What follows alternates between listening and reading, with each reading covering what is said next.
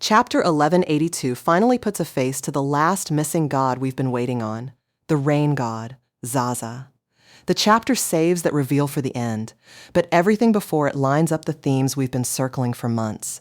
Betrayal across ages, godly powers refracted through new vessels, and how fragile even the strongest look when they're dragged out of their sanctuaries. We open on the aftermath of Loki, sending Emu crashing into the Atom Tree and answering with a Thorheim, only for Emu to hard check it at the very last moment with an Omen guard.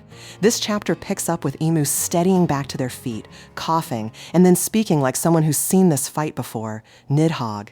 To think thou and I would meet again in this world, traitor. That one line is doing a lot. The traitor part was teased, but again in this world is the real tell. It riffs on the ancient framing that splits history into worlds. A first world before the cataclysm, the void century as the second world, and the current era as the third. We still don't know if Emu existed in the first, but we do know they stood in the second. So Emu saying again in this world reads like memory of a time Nidhogg fought at their side, then turned coat. That dovetails with the other recognition in this scene. Emu eyes Ragnar like an old acquaintance. Ragnar, the weapon, is confirmed to be inhabited by the mythical squirrel Zoan, Ratatosker, rather than its wielder. Emu calls out, almost wistful, "Thou art as I remember thee, waiting all this time for a new master," which stitches into the Elbaf legend we heard a few chapters back. There was once a warrior god who brandished Ragnar Iron Lightning, transformed into a colossal dragon to battle the sun god, and fought with his steadfast ice squirrel companion, Ratatosker. When that master fell, Ratatosker chose to live on within the weapon itself. If Emu knew both the original Nidhogg user and Ratatosker's partner, then the traitor label likely points to that bygone master or a later inheritor of the same fruit, aligned with Emu first and then flipping to the ancient kingdom side. Whether that was a figure of the second world or someone later in the third is still hazy, but the web is crossing through all the right nodes: Elbaf, dragon lore, god combat, and sentient weapons bound to myth. They're clash titans. Loki sends a fresh barrage, and Emu counters with Zitza Middle. The ringed, flaming eye halo behind them flares off, hangs in the air, and rains down a curtain of Omen bomblets. It's a striking sequence, and it underscores something easy to miss amid the spectacle. This is a competitive fight. Loki is not just tanking, he's making Emu work. We see Emu cough again, and later, we're given the explicit line to connect the dots. Summers, now juiced up by Omen, tells Killingham the obvious, that the great Emu's body isn't meant to be out in this world. Away from the Red Throne and its cradle of power, Emu is nerfed. Not declawed, but undeniably diminished. The corollary is just as important. Loki is exactly as top tier as we suspected.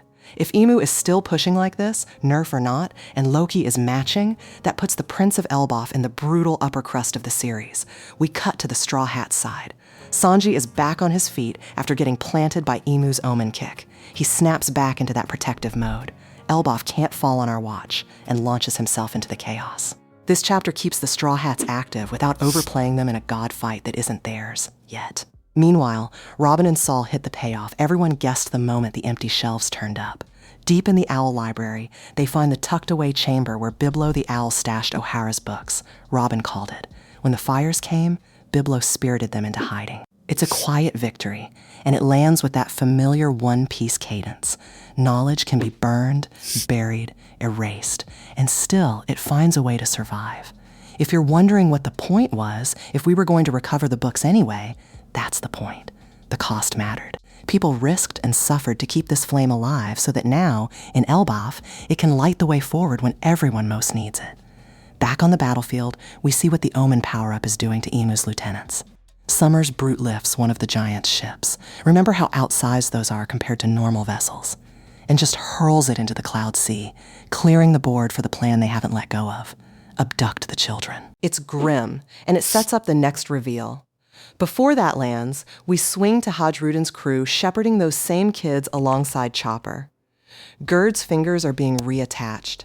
Chopper notes the cut is so clean the treatment should take. The implication is that the scything Omen blades cut with surgical precision. If you were hoping the series might stamp some permanent maiming onto the board here, it blinks.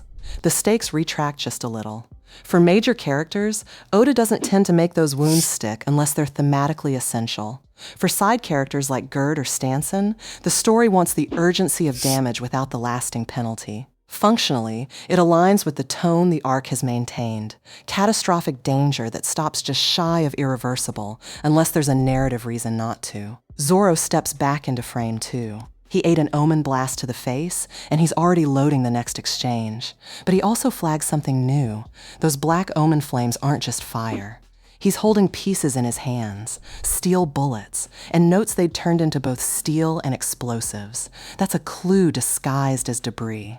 Either Omen can transmute its spent flame into physical munitions, or whatever Omen touches can precipitate into armaments. It could also be that the tech we're seeing in the Omen-enhanced bodies, Summer's mechanical heart being the loudest example, is interfacing with that flame and spitting out ordnance. We don't have the full rulebook yet, but the fight is littering the ground with it. Then the chapter flips the card it's been hiding. Killing him triggers his ability. He can manifest a nightmare entity shaped by fear.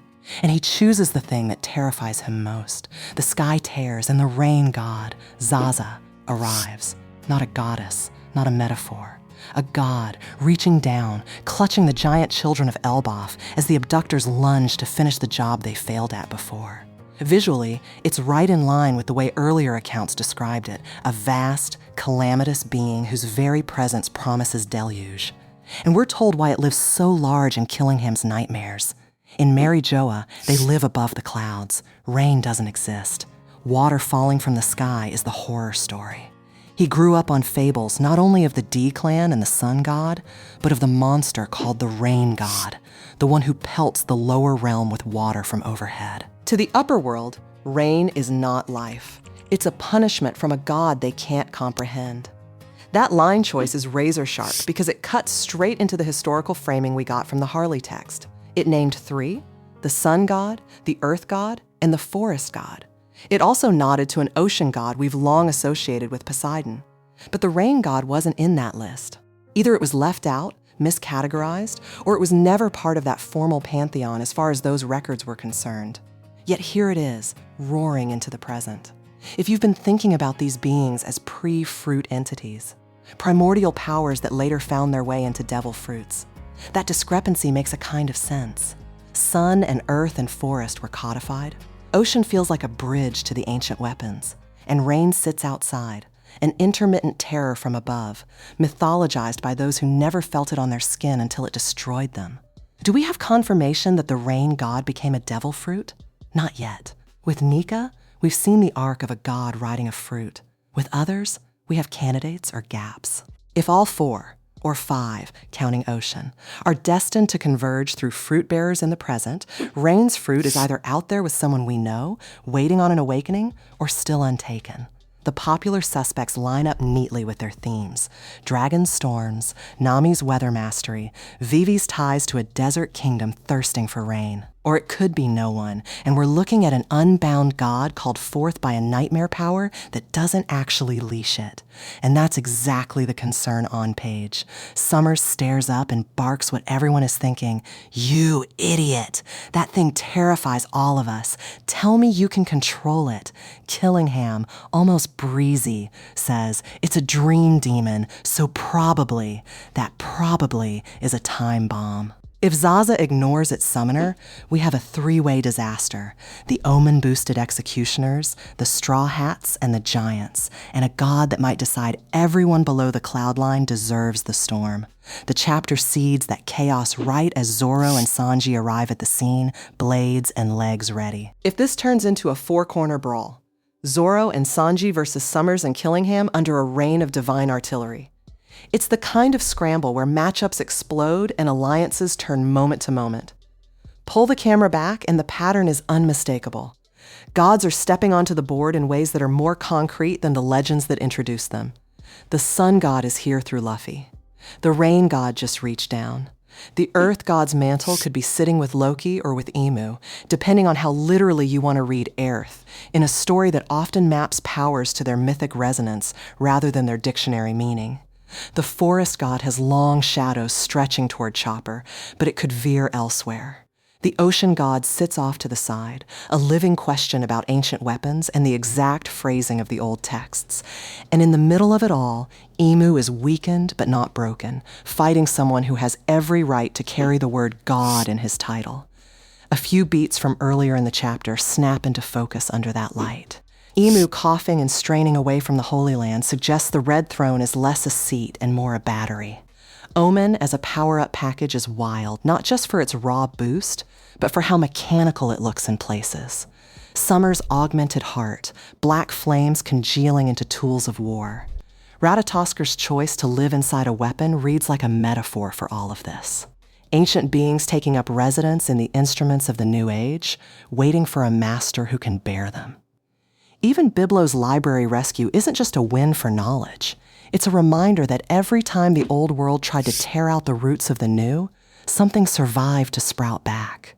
Where does that leave the battlefield right now? Loki and Emu are still testing each other at the top, Zitza Middle raining down and Thorheim battering back. On the ground, Sanji and Zoro are about to slam into Summers and Killingham while a nightmare god tries to make a myth come true. The children, the heart of Elbaf's future, are caught in a divine hand.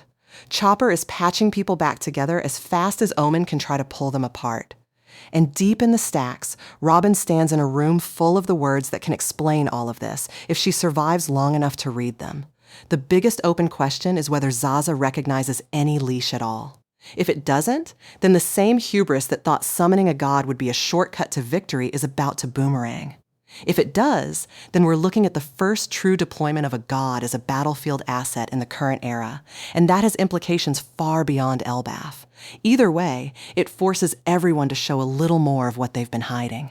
We're going to see what Omen can do under pressure, whether Sanji and Zoro can adapt on the fly to an enemy that might be made out of weather itself, and just how much of Emu's composure is theater when the sky starts falling and the throne is far away. As for the traitor thread that opened the chapter, that isn't window dressing. If a Nidhogg once stood with Emu and now stands against, then the era of gods has already turned at least once.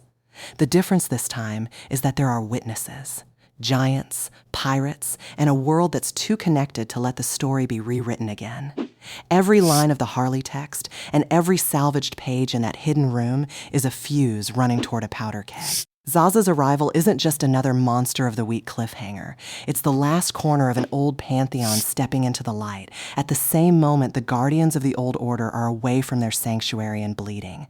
Chapter 1182 ends with hands full and eyes up. The rain god is real. The ground is shifting under everyone who thought they knew how the world worked, and Elbaf is where that myth and history are going to collide.